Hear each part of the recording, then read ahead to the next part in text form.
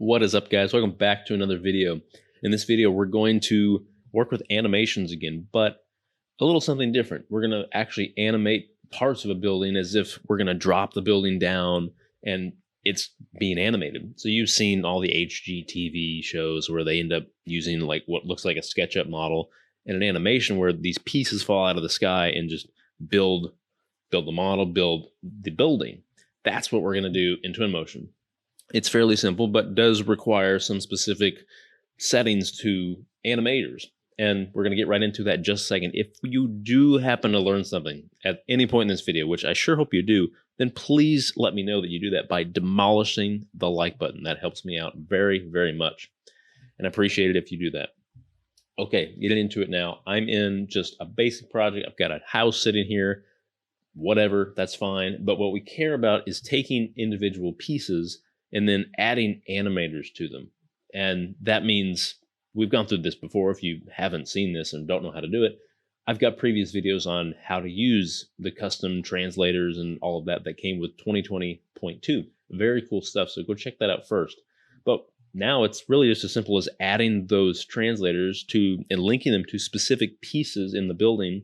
And the way we're going to do this ultimately is we're going to have this sequenced in a way to where we'll have a delay on each one of the animators.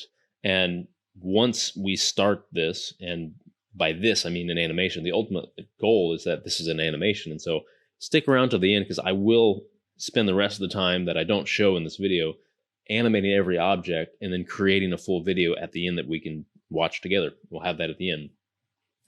But what we want to do is first start by individual objects. We wanted to first group the objects that we want together to animate, of course. And the way I'm going to do that is just simply by category. I pulled this in from Revit. And so all of these models are associated by category. And you can see all my categories here. And I'm just going to choose to animate those by category, which means every one of the elements that are within one of these categories will be linked to one animator, one translator. That's not difficult, because we can just simply link all the pieces that we want, and that's great. Now, the main problem is this, and so let's get into it, because I will show you one of really the only specific nuance you're going to need to be aware of when dealing with this. So we'll go to Tools, Animators, Translators, and then Translator. So we'll just dump it anywhere. Does not matter. So as we put that there, we can see it populates down here, and I'll show you that I have a couple made already. So once we go ahead and work with this one right there, it's wherever, and I can now choose to object link. Maybe I want to just link this floor. We could see that we start to get the animation. That looks good. Okay, not too bad. Now, maybe I don't want to link the floor. This is not the best example, but let's go ahead and I'll link this roof over here. Okay, like that's not bad either. So let's go ahead and make sure that we have this set to the animation being once, because I don't want this as the animation is going, I don't want these things bouncing and flying all over the place. I want this to happen once from top to bottom and then land in the correct position. That's kind of the idea here. And we want to set, a fixed distance that we want everything to kind of fall from. And it needs to be, out of the frame. So I don't know, maybe 20 feet's enough, maybe 50 feet. That might work. The speed we want, again, to set at a constant rate, because we want everything to fall at a constant rate. We don't necessarily want it to be like, things are falling at variable speeds. That doesn't quite make sense. So maybe 10's too much. But we'll go ahead and press play and see what happens. Okay, like that looks pretty good. Not too bad. Really is not bad at all. So that's kind of what we need to do, but for every single object. So now, if I go to my other roofs, which, it just happens to be that I want kind of all my roofs to fall at once, and that'll be probably the last thing that ends up falling down. I've got, one roof here that I have not yet added to an animator. And so I can go ahead and add that to the animator we just added. So object link, and then I will link this roof up there as well. And so once I play this, we can see that all of my translation works beautifully. That's what I want. Now, the thing that we're going to have to work around is potentially getting everything to fall at the same rate. Of course, we've done that, but you could see as I press play, it moves to the bottom, and then I press play again, it moves to the top. there's not a great way around that, just because we're stuck with once being our animation of choice. So I have to make sure that every element is in the right place before I end up having this start the animation, of course. So that's fine. Let's go ahead and move inside and see. Just do this one more time as an example. I'm going to go back to translator, and just anywhere. It doesn't matter where it is. I can place it there. So I've got this empty translator. Once I select it there, empty, you'll notice it's empty because there's no arrow over here that shows that there's an object associated to it. Something else to be aware of is that, yeah, there's an object associated to it, but if I move up here to roofs, I have no object under my roofs. Like, the whole category is empty, and that's because they're all associated to animators. And that's ultimately I want. It's a good way of checking in this case, and because what I'm doing here, I want all my elements to be animated. I can see that I still have plenty to animate, but once I'm done, I can see, well, I won't have any more arrows or any more of these elements under these category folders. Perfect. Good way to know that. Okay. And so with this last translator, or with the one we just threw in there, we could see we don't have an object associated to it. Let's go ahead and link one of these light fixtures. So there we go. We've got a light fixture there. Let's make sure this is on once. Let's go ahead and set this 50 feet and our speed at 5, whatever it was we set before. And once I press play, we can see that, okay, our object starts up here, and I press play again, comes down here. That works as well. So very cool. Easy stuff, not too hard. We basically kept these two things consistent. So the idea here is I'm going to have my entire building floating 50 feet, 100 feet, whatever it needs to be to get the animation to look right. I'll have it that high, and then I'll animate all these objects down. So one way to make sure you have all these elements in the right place is to make sure that you have, you could literally physically see the element in the right place. And that, there we go. We have animation on, good, which means if it's on, it's going to be up, and then it will, once it's, on and playing, translate down. That's what we want. So if I have it off, it'll just be off, and it'll be right there where it was. We don't want that. We want it on. So there we go. Beautiful. So at this point, I need to spend the rest of my time actually going on and organize my translators in a way to where they make sense with the rest of the model. And one way I would do that is probably begin to rename these similar or the same as my category folders. That's a great way of organizing these, and I would definitely do that. And before I finish and play the animation, I will show you all my translators, what they look like, how they're named, and all the elements there. But one last thing is, if you want to be organized one step farther, and maybe this ends up being more of a pet peeve of mine, and just based on visibility, and this may not bother you at all. And for the most part, if I'm doing just one or two translators, this wouldn't. But the fact that when I click on this translator, it's on the floor because I just placed it randomly. When I look up, I could see that the element it is associated to is way the heck up here. It's all over the place. I could have my animator be centered or just be located over here, way off the screen, way off the building, but then have it associated to an element in my building. That kind of bothers me just because it doesn't make sense. And so the main thing I'm getting at here is that when I'm just driving around the model and I decide, what is this translator connected to? I don't know. I can't see it, at least here. I have to zoom all the way out and decide, finally, it's up here. It gets associated to that. So how do we work around this? And again, this is not required. This is a pet peeve of mine and something that I will probably end up doing in the future because it's something that it's for organizational purposes. So you'll see here with the translator selected, the last selection is pivot edit. And when I do that, I can just literally choose where this is going to be pivoted from. And so how do we change this? What's the main thing to be aware of here? Well, okay, what we want to be aware of is the location of this specific object. So I'm not going to choose the translator. I'm going to pick this object. But choosing the object doesn't tell me anything. I actually have to come down here to where I see scene states and this arrow to increase my my window there, and I can choose this drop down, and I want to pay attention to transform. And this transform is going to literally tell me everything I need to know about this object compared to, the world coordinate system. Sure. And now here we go. The position is what we really care about. Rotation, whatever. If you're using a rotational animation, that's where this might matter. But positionally, it's located here, in meters.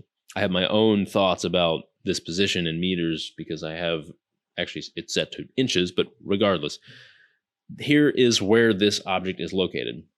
Now, I guess the question now is, does this actually change whenever we animate the object? My guess would be yes, but it might not. So let's go ahead and test that. I will choose, first thing I want to do is take a screenshot. And, this is always helpful because it tells you where these objects are. And of course, take a screenshot if you need to, because, you need to know, you need to remember. Some of these aren't going to be nice round numbers like this, for example.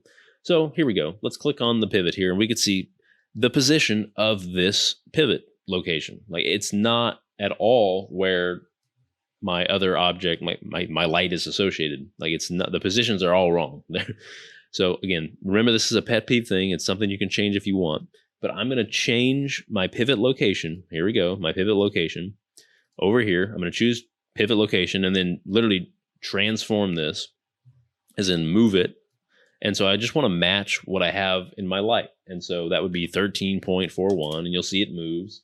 And then I've got Y 4.4 meters, and then 23.82. And now if we zoom out, we can see this, it lines up at least where it should be. Like, that's literally where I would expect this light to drop from. That's telling me everything I need to know. And we can take it a step farther, and it doesn't necessarily matter if you do this or not, but we can end up rotating this 180 degrees in the Z-axis. Not necessary at all. In fact, I'd probably just avoid doing that if you don't need to. But the point here is that if I press play, we could see, this pivot point is now the location of where the light is located, and it just makes sense. So if I just close out of everything, I could see I have a floating translator, and you might wonder, like, what the heck that is. But when I click on this, suddenly it makes sense. I can see, okay, it's connected to this light there, and whenever I turn this on, I can see that it moves up to where it's supposed to and everything. So now what we really care about is to get this into a video, an animation. So I can come over here to media, video, and I've got a video here. And at this point, we can just press play and see what happens. Like, well, nothing is happening. And so the main thing about that, and this is kind of the unfortunate part about translations, is that, it's fortunate and unfortunate in how Twinmotion works. Twinmotion works in that it's a live model. Everything's happening at the same time. And so anything that's going on while this video is playing will be captured as a video, which is cool. That's good. Now, the problem with that is if we have a translator set to only animate once and we have play off, then, nothing happens. But so that's a problem with the animation. If I have no trigger and I'm not moving my camera into this trigger, or I'm not having something actually trigger this animation, it's not going to go off. And so, that's part of the problem here. And so the main thing is to have it on, of course. So, like, I have to have it on. And so by having it on, that means I literally have to somehow turn all of these on at the same time and then press play, or like have the recording go and like export. Or I have to set this up in a way to where I can actually set it up to loop and then make sure the play is on. And so that it will, again, I'm not trying to press all of them to play at once. So the main thing here is that having this on loop, you'll see I've got a delay of 5 seconds. And I probably will need to adjust this, especially for the roof, given that it will be last.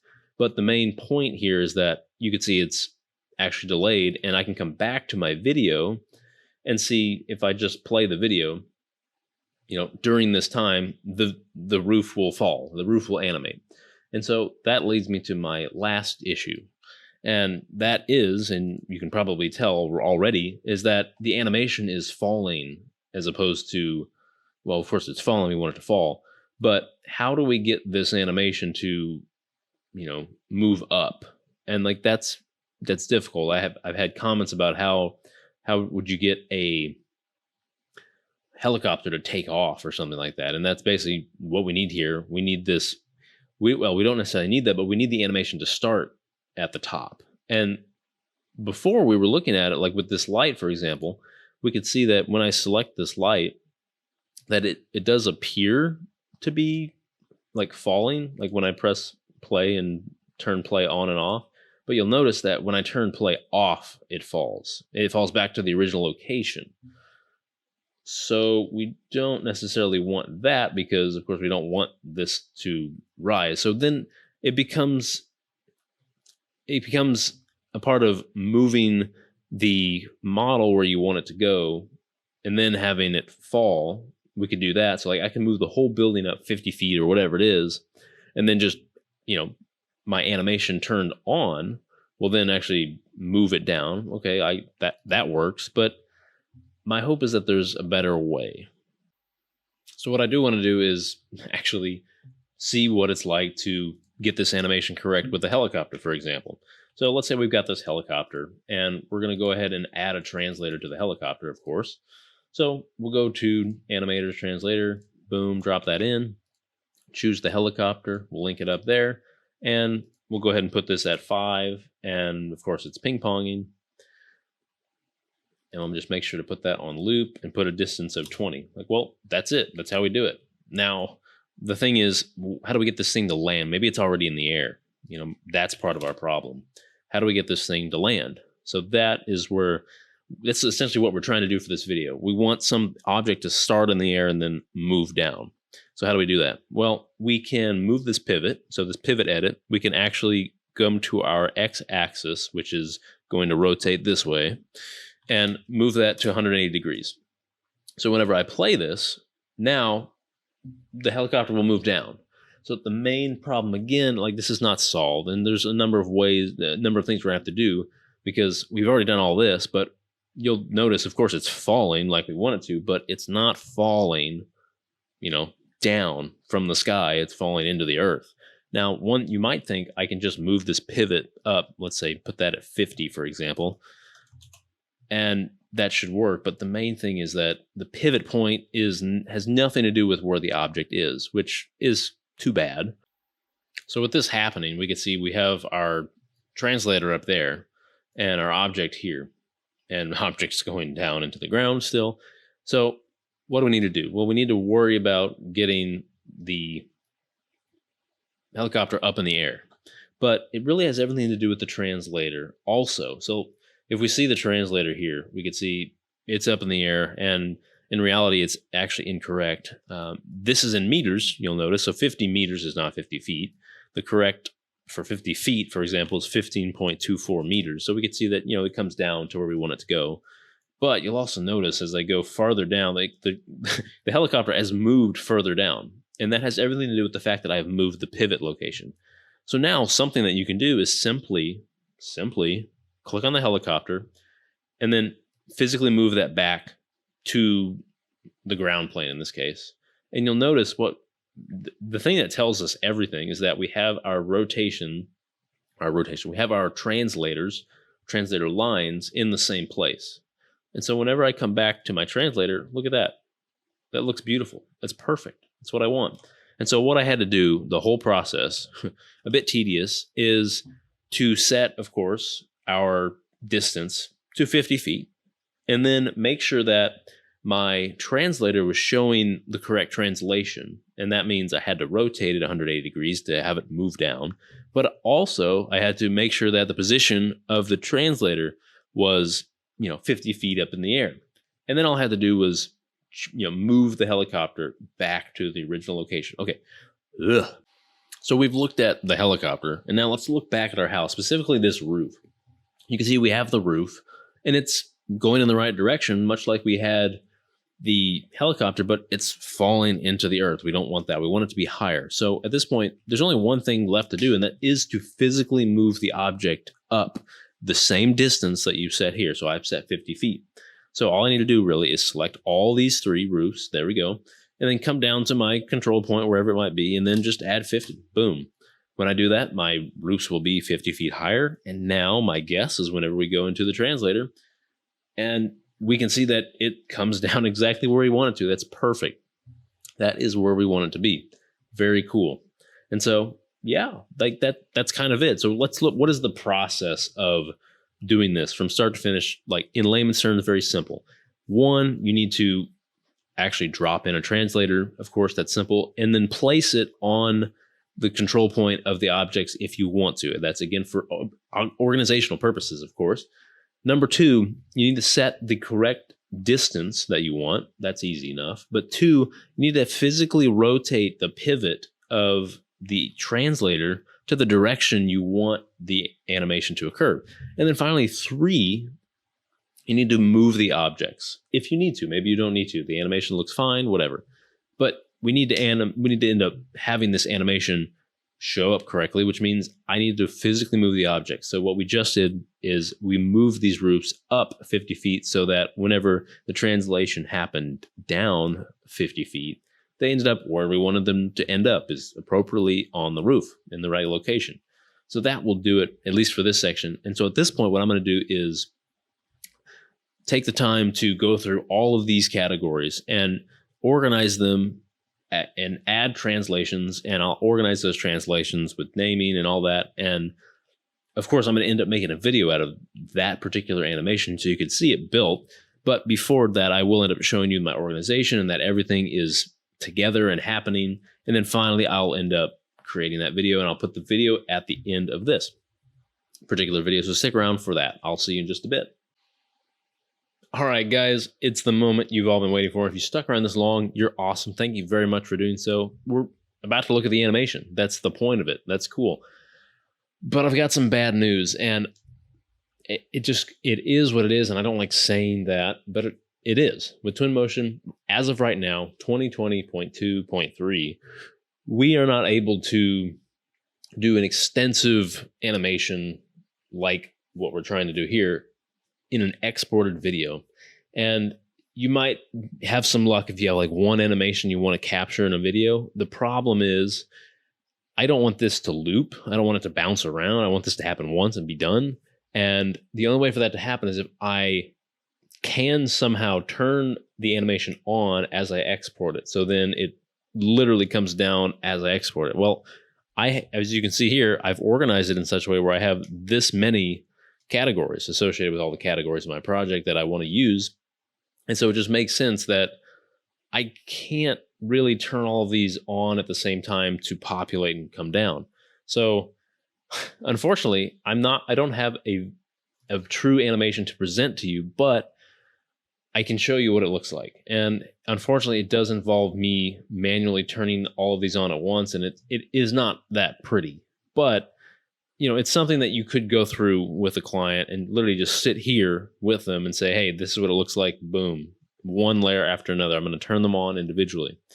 I even tried looking at the presenter mode. That doesn't work because you don't have access to layers or pieces of your project there. It's just unfortunate, honestly, the fact that you could do all of this in Twinmotion, but you can't export it. It's so nice. If I was okay with this ping-ponging and looping around, I could literally turn it on, let it keep going, and then just export, and it would capture the keep going. But it doesn't. If I just want to do it once, it doesn't turn it on by its, like, I can't, there's no way to turn on the animation after I start the video export. Anyways, all I have to say, I'm just going to go through here and I'm going to literally turn all these on and just imagine this is a nice looking animation and all of these pieces are coming down together and it just looks so beautiful. And if only we were able to export, we'd be well on our way. It would be looking great. The camera would be moving. The season would be changing, everything like that. But, what can I say other than there it is? That is, that was it. I wish I could give you more for what we're trying to do here, but I can't at this point. But I do want you to be sure to come back as soon as this does happen to be a part of Twinmotion, because believe me, it will show up. This is something like they have this baked into Twinmotion, the animations, all this, but it's not quite fully baked into the program in that I can't use that when I export. It's just too bad, but it is what it is. So, but I did want to add there is technically a workaround. If you have to do something like this, you absolutely have to. The workaround is, and I'm not going to do this because it would be so time consuming. So I've got this floor and it's off the screen. What I could do,